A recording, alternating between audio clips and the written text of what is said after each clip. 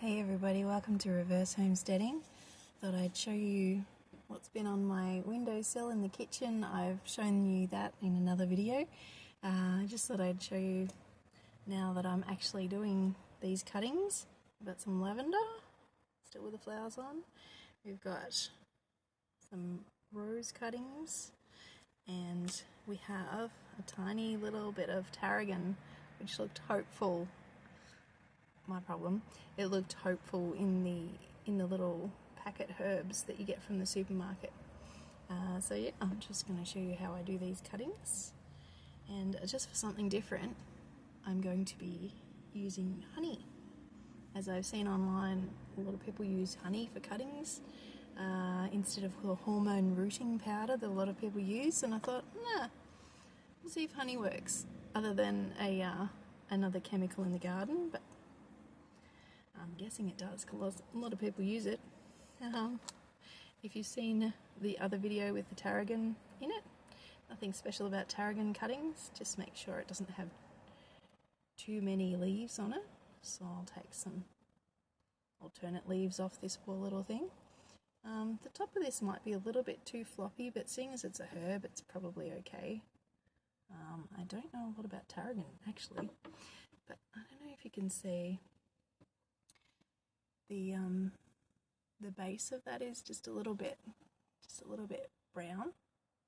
I'm just going to nick the bottom off that, probably because it's been in water for, I don't know, the best part of a week. So I'm just going to cut on an angle. Can you see that? On an angle just below a growth node. So you've got an angle to go into the soil, and you've got a growth node just above. And at the plant nursery, we're always taught to sort of scratch from the node down to the bottom. Yeah, so I'll just do that. Now we get our honey. I don't think the kind of honey you use matters. And I haven't done this much before because we actually have a lot of trouble with ants here. But I was just thinking perhaps if I put it in a little bath of water, maybe the ants won't really get to it.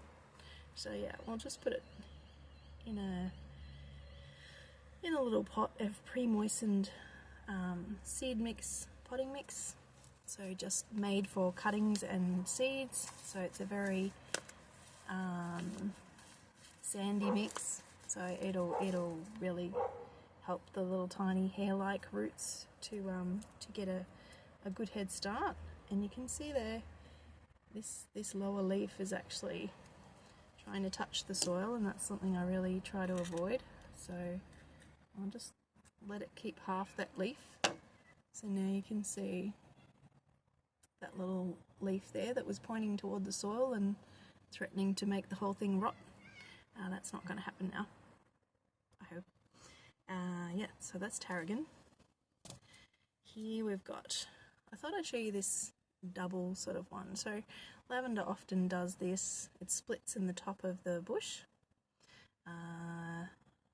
Yeah. So some people would just pull this apart and some people would cut it. I don't think it really matters. So I'll just pull it apart. So now what you've got, if you take a couple of leaves off, you can see you already have that diagonal bit to go into the soil. And I'll just trim that up a little bit. We used to occasionally rip things off at the plant nursery.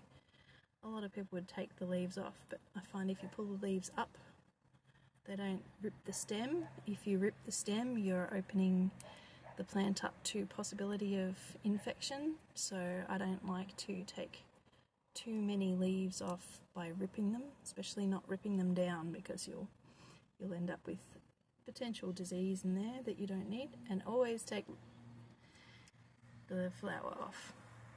Otherwise, the poor little thing will struggle because it won't know if it's supposed to have a flower that's getting helped along, or if it's trying to do roots. We want the cutting to make roots. So in the honey again, make sure you can coat all the growth nodes you can see, and then into the little pot with the soil that's already pre-moistened. It's quite wet, so I'm not actually even going to bother watering this in. I know I say always water it in, but it's so wet, and I'm firming it down. It's late in the day, as you can probably see. We ended up going to somebody's place for lunch to see what to do with the tree to help them out, and ended up actually helping them out instead of going home again after lunch. But the job's mostly done. Right, we've got a rose cutting. This is the rose that's near my gas meter, which is in a bit of a problem place. So all of those leaves, I've had it on my windowsill in a cup of water for so long that it's grown all of those leaves in the meantime. Yeah, and I can't really see any roots that are trying to come along, but perhaps being in contact with the soil is going to help that. So first thing I'm going to do is take the top off. So if you can see the angle there, take it off so that if it rains or when you water it,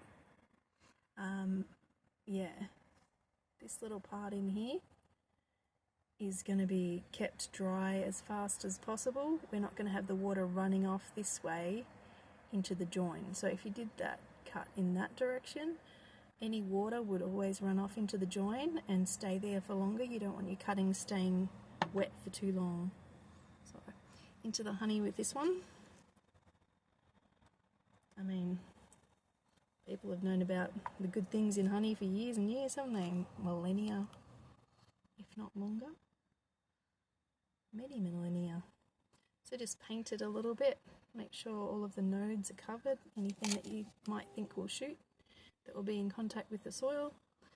And yeah, grab a pot that's longer with a longer cutting so that you can support the cutting as it's growing and get it down as far as you can and firm it in really well. Alrighty, so you have 3 little cuttings ready to be in a warm spot. I don't know why I'm still doing cuttings, it's autumn or fall, so I'm quickly running out of space in my house for all of these things. I have a very tolerant husband, very kind and patient. But anyway, hope that helps, and happy cutting making. We'll see you next time. Thanks for watching.